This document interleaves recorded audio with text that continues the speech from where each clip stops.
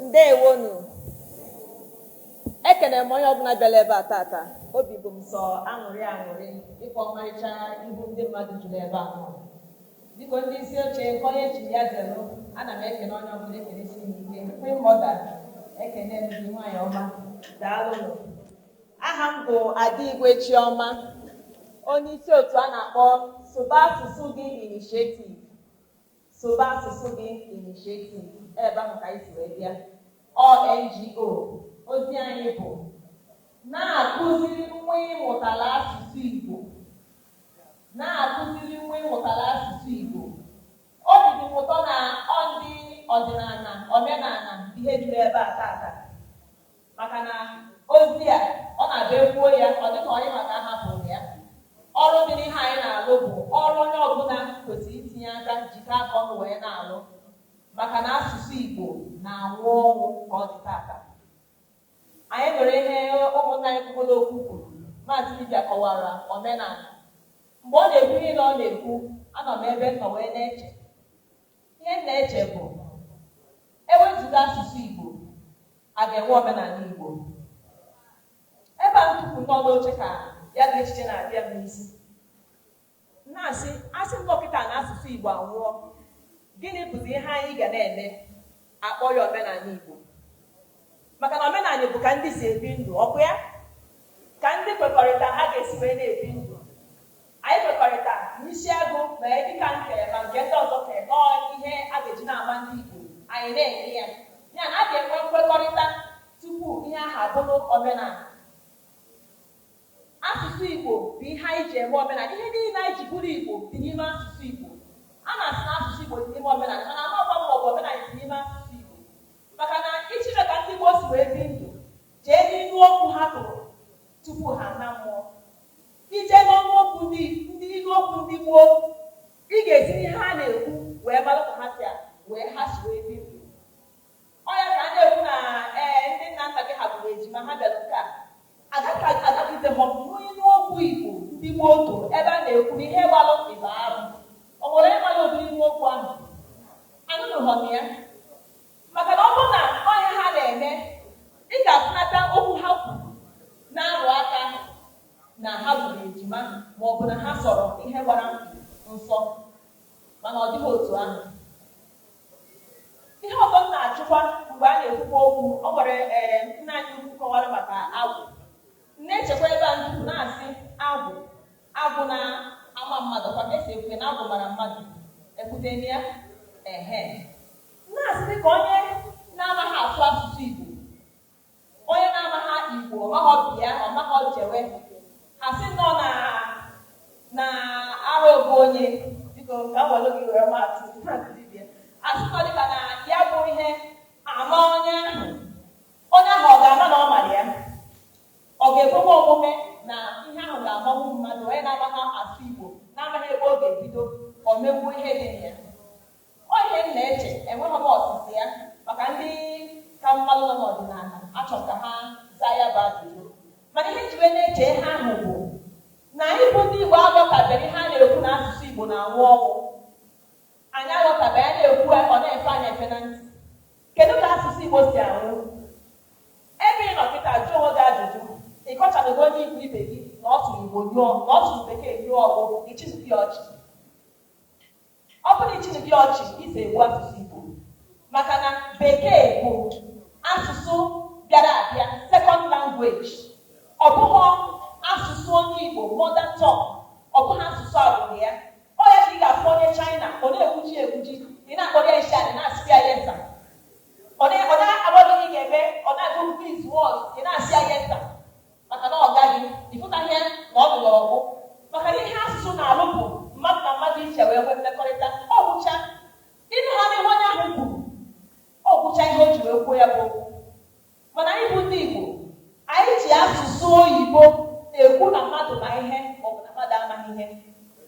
Nwata ije na Facebook ma soshal midia dị iche iche, ana m afụ ihe ejije ihe onyinye na-ada eme dịka ọtụ ụmụaka na-abụ onye nke a sị na ọ kụrụ ya bụ o mere ya nke a, mmadụ asị ya sụọ ya n'oyibo, nwatakịrị ha akaghị eru ọnụ. Ije na kọmentị a na-achị ọchị.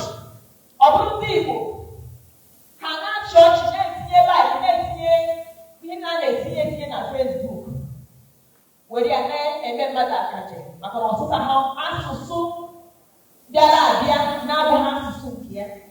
Abịa na asụsụ nke bụzi nke ya, onye Igbo na-asụ Igbo ọ nweghị ike ikwu okwu bido kịta ruo nkeji na abụọ na-etinyeghị ya isi na wọd. Itinyeghị ya asị ịmaghị na itinye ya ịmaghị ịma ihe ị na-ekwu. Ikwu okwu dịka onye Igbo, so my dear, as I was saying, yes, asị na ịma ihe ị na-eme na ịkpọchiri mkpịsị. Mana onye Igbo na-asụ Bekee tinye ya Igbo ma ọ bụ na-asụtaghị ya ka o kwesị isi wee dị, asị na ọ dịrị ọgwụ. Ọ bụrụ ị na-eme ihe dị otu a, isi ekwu asụsụ Igbo. Ọ bụrụ na nwa ịmụtara n'afọ iku n'aka ma nke togoro eto amaghị asụ asụsụ Igbo, isozi wee na-ekwuzi ya pii, maka na ihe ga-aga n'ihu bụ ozi n'aka fere aka ọ banye n'afọ ọzọ. Nna nna gị hasụrụ Igbo sụcha ihe n'aka nna nna nke gị nwa asụrụ ya ụwa bidoro, maka ndị Igbo bụ Igbo asụrụ Igbo ụwa bidoro wee na-aga gagide rute na nke gị na nwunye gị wee ebe gịnị zodi ya ụkwụ wee sị na ọma nga n'ihu. Ọhịa ahụ ka ị na-eme mgbe isi na nwa ga-ama nsụ Igbo izodi ya ụkwụ.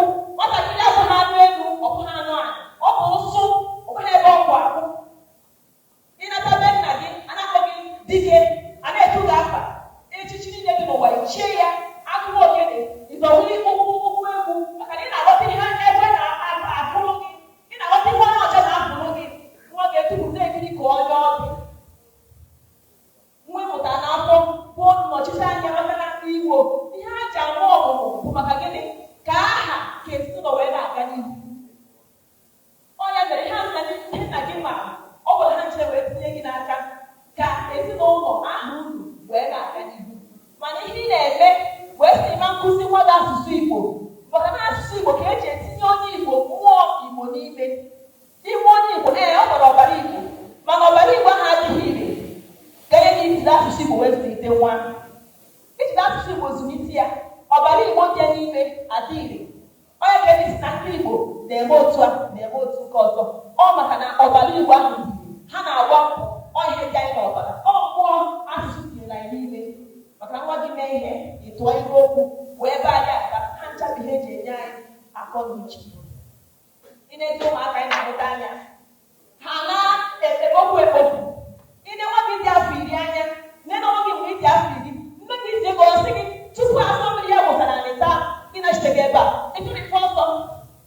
Mana gị na ihe iche nke gana how he can't do it, he doesn't go anywhere.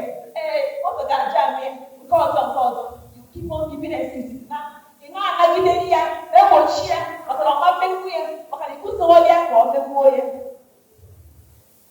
Mụna ọtara ihe na-akọwa UNESCO n'onwe ha. UNESCO abụọtụkwa nke ndị soro asụsụ gị initiative. UNESCO bụkwa nke ndị mba ụwa. UNESCO ekwugo na asụsụ Igbo so na asụsụ ga-anwụ n'ọdịnihu, endangered language. Ọ ha kpọrọ ya endangered language. UNESCO wee kọwa ihe bụ asụsụ na-anwụ anwụ. Ka ntụpụta ihe UNESCO kọwara tupu ya ma asụsụ Igbo o so na endangered language a ka ọ bụ o so. Ha si na enwere nke izizi bụ vulnerable language. Na-abịa na nke a na ụmụaka na-asụ ya, mana ọ nwere ebe a na-asụ ha asụ ya. Mgbe m na-eto ka ha ọnọdụ nka maka na ebe n'ụlọ akwụkwọ ịsụọ Igbo apịa gị ụka. Ịsụọ Igbo ede aha gị ekwu ụgwọ. A na-eme ya, a na-eko. Anyị amaghị nọ agụ okwu agụọ Igbo nọọ iyi ka anyị na-abanye na ya. So UNESCO si na nke ahụ bụ ihe isi ọ ga-abịa ịfụ ịma na asụsụ ahụ mmadụ wegoro ya awa na ndokwa. Ha wee sị na ọ site na vulnerable language ọ banye na definitely endangered. Na abịada na nke a na ụmụaka agbụrụ ahụ ada asụsụ ya dịka asụsụ izizi ha n'ime ezinụlọ ha. Ebe ahụ ka anyị nọ taa. Onye Igbo mụta nwa ọsụsụfere na-aga n'ime ụlọ, mana ọ yi na-asụ bụ nke pụta n'ụlọ akwụkwọ. Gịnị bụ agụ na nwata ka ncha akwụkwọ ka isi wee jee pụta Bekee n'ụlọ akwụkwọ ka isi wee pụta Bekee.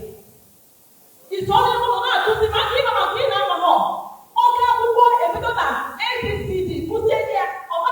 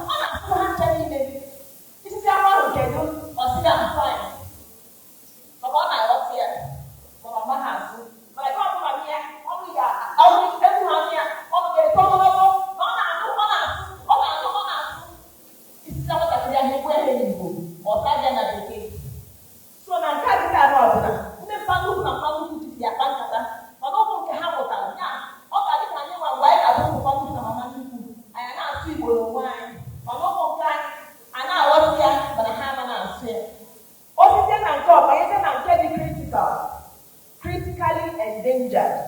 Ha sị na speakers ndị na-asụsụ ya bụ asụsụ bụzi ndị grandparents, ndị papa nnukwu na mama nnukwu ha ihe na-asụzi asụsụ ahụ. Ya na ụmụ nke ha bụ nne na nna ụmụ ha ada asụsụzi. Ka nchịkọta gị ihe ị na-eme kịta, ọ bụ na nwa ga-asụrụ Igbo, ị mana ọkpụta nwa na nwa nke ya ma ntụ Igbo ya anwụtazi ya na agbụrụ ahụ ndị na-amaghị na ha bụ ndị Igbo. Identity crisis ọ na-akpọ ya na bekee. Ajụwazi aka onye nke asị mba ya bụ onye Lagos, nke asị mba I'm from America, my dad is from Nigeria, my mama side bụ Igbo. Ị mana ihe ahụ ka ị na-eme, ị mana anyị ada eche uche chenye ya echenye. Ihe anyị na-afụ bụ kịta ọ ihe na-ewu nwa agbataobi m na-asụ ọkacha nke m ada asụ. Anyị aka na nnọnụ ndị nne akpọrọ ya mother tongue, maka na nne na-azụ nwa dịka ofu onye kwuru okwu si wee kwuo. Ọ ndị nne na-azụ nwa. Ọtụtụ ndị nna ọ na-agba ọha obi ihe anyị na-eme, mana ha adịghị enwe ohere ha na ụmụaka ịnọ. Ịmụta nwa 9 months gbuo ya, onye ịmụtara ka ọ nọchi anya di gị na ezinụlọ ya, polygamous family, ezinụlọ ndị Igbo, ịma ka o si adị, maka ụmụnna si adị. Ọ ga-akụ ọnụ aka, ụkwụ ga-esi gị ike n'ala nwa ọbụdị na ụmụnna, ma ọ bụ na nke ụmụaka, ma ọ bụ na nke ndị inyom di. Ọhịa ụkwụ akọ gị ji ogeji wee jụọ kataba ga-eji wee jụọ ụmụaka. Ọ bekee anyị na-emeri ya maka bekee ga-enwe ụmụaka bekee. Ihe na-egwe anyị kere mpe ndị si obodo ebonata isi na ha na-eme, anyị na-akpọ ha ndị nzuzu onye ha sicha eme. Ọ asụsụ eji wee jụ ha. Anyị ma ọdị anyị ka ishe na-alọ bụ na ọ dị anyị ka ishe na-alọ nkọ maka asụsụ eji wee jụ anyị. Agwa na uche abụ ụzọ ọta akwụkwọ ịma ihe ekọdị ha na-akpọ street sense, agwa ọgwụ. Ihe na-enye street sense bụ asụsụ Igbo na-enye ọnụ Igbo street sense.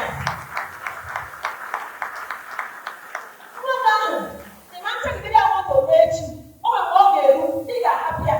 Ụmụaka ọ ga-ejepụta bụ ndị nọ n'ime ọkpara na obi ahụ nwa abata ọ dị so n'ebe ahụ a ga-enye mmadụ ahụ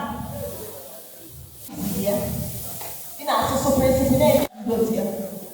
Ọ kwuturu n'ọnụ mana o nwere ka esi akwụnyere m ihe ka m nke achọrọ iji abụ anyị na-ada ede anyị ji echetata m kedu ka m ga-esi gwa Igbo okwu. Elokata m kedu okwu a ga-agwa Igbo ka ha ghọta. Ọ bụ mụkụrụ ịgba gawa n'ama, mmadụ ole ga-anọkwanụ n'ama, ka ọ bụ mụkụrụ ekwe gagharịwa, ntị ole ga-anụkwanụ. Mana a ga-ekwukwari ya bụ okwu n'ihi na ekwughị ekwu mere ọnụ, mana ekwuo ma anụghị mere ntị. Maka na ntị ga-anụ ihe abụghị ma ọha ogbu aka. Kedu ka a ga-esi gwa Igbo okwu ga-akpọghachite mmụọ ha azụ, mee ka ha ghọta ma onye hapụ ihe o ji ama mma ya rụọ. Kedu ka a ga-esi gwa Igbo na ha bụ ndị gboo, ndị dịwara site na mbido ụwa, ndị ji ọjị akpọkpuchi ha, ndị mbụ, ndị egede nakwa ihe niile na-emere ha ihe. Agbụrụ Chukwu ji amamihe chọọ mma, ndị ihe ha na-acha na mba niile. Ịnọkwa na mgbe bụrụ mgbe ndị nna nna anyị ha na ndị agbara ji ụwa na-achịkọrịta izu, mere ha ji ama mgbe ha ji abịa ụwa nakwa mgbe ha ji ana. Mana ya bụ ezi dịbụ n'ụkwa ụkwa chiri ụbọchị anyị ji obiọma were nabata ndị ọbịa na-acha ka anyarị anyị hụrụ n'ikpere mmiri anyị, n'agbanyeghị na ọnụ ha na-emeghe mana anyị anaghị anụ ihe ha na-ekwu. Ọdọmebu na mpụ aha bụrụkwa okwu, mana ọgọ nke a ghọrọ anyị ahịa, n'ihi na ndị anyị tara gwụọ n'obi kachara were bụkwa anyị anya.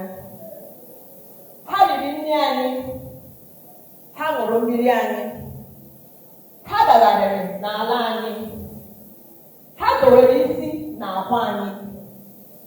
Mana oge niile a anyị amaghị na ha bụ ndị mere n'ihu gwa mpụtụ n'azụ, nke na agha egbe nakwa agha uche sochiri ọbịbịa ha jekwutere anyị na ntụmadị. Kedu ka a ga-esi gwa Igbo? Kedu ka a ga-esi mee ka Igbo ghọta na ọ bụ ezie na agha ewelara mana Agụche alaghị. Agụche nke na-eme ohu atọ n'uche ezoghị ya wee na emeghị ihe ọzọ, ọ na-akawanye njọ. Ọ bụ ohu atọ n'uche ka onye Igbo ji mụta nwa gụọ ya aha ọ na-amaghị ihe ọ pụtara maka na a gwara ya na ọ bụ aha onye dị nsọ. Ka m jụọ, ndị Igbo n'onwe ha ọ pụtara na ha anaghị adị nsọ? Ka ọ bụ na onye tara aha Igbo enweghị ike ịbụ onye dị nsọ echi? Ọ bụ ohu atọ n'uche kpatara na ụmụ nwaanyị ndị isi ojii anaghị ekweta na ha mara mma ganye na ha ekpuru ntutu nwa onye ọcha n'isi. Ọ bụ ohu atọ n'uche mere na ọtụtụ ji ude ọcha were na-etekwu ọmarịcha anụ ahụ ojii ekekere ụwa jiri chọọ ha mma. Ọ bụ ohu atọ n'uche mere iji kpọọ omenala na okpukperechi ndị nke gasị, chefuo na ọ bụ Chukwu kere agbụrụ kekwara ụzọ ya na ha ga-esi wee na-eme mmekọrịta. Ọ bụ ohu atọ n'uche mere onye Igbo ga-eji mụta nwa taa hapụ Igbo ọ ga-eji tinye ya asụsụ, tinye ya mmụọ Igbo n'ime, sụwa Bekee, nọrọkwa n'elu ya na-ajụ kedu ebe eji Igbo eje. Chefuo na ọ bụ nkwụ dị na mba na-eghere mba niile.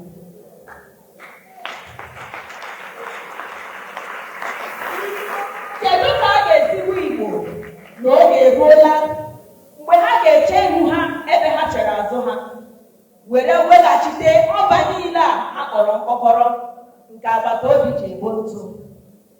Onye Igbo ya dokwa gị anya na ọ bụ n'ime asụsụ Igbo ka ekekere ụwa zoro amamihe ndị Igbo niile, amamihe ndị nna nna gị ha jiri mepụta nka dị iche iche nakwa akpụrụakpụ dị iche iche achọpụtagasịrị n'Igbo Ugwu, n'Afikpo nakwa na Nsụka.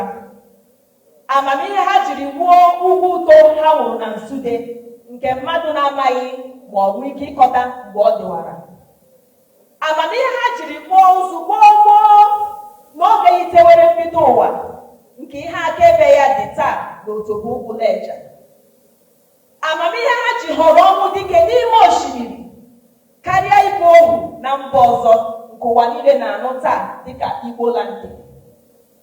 Ọ bụ amamihe a nke si n'aka nna gị ruo gị aka ka iji eme ngala na-azụ odogwu dịka onye Igbo, mana ohu atọ n'uche ekweghị gị nyefee ya bụ amamihe n'aka nwa nke gị. O doro gị anya na ọ bụrụ na nwa gị asụghị Igbo na ụmụ nke ọ ga-amụta agaghị asụ Igbo, ụmụ nke ụmụ ya ga-amụta agaghịkwa asụ Igbo. Otu a ka ọ ga-asị gagide ganye na-amụta ndị nke na-agaghị ekwuzi ma ha bụ ndị Igbo ka ọ bụ na ha abụghị. Asị amara ụta ga-ata nkịta na-eri nsị na-eri akwa sita ndị nwe ya mana ọ na-eri akwa were hapụ ya. Kụziere nwa gị asụsụ Igbo ka ọ nwee amamihe ndị Igbo, ka ihe niile Igbo ji dị ebube zuo oke n'ahụ ya. Soba asụsụ gị.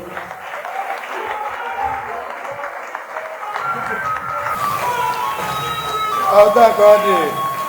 Onye nwere eziokwu ya kwuo.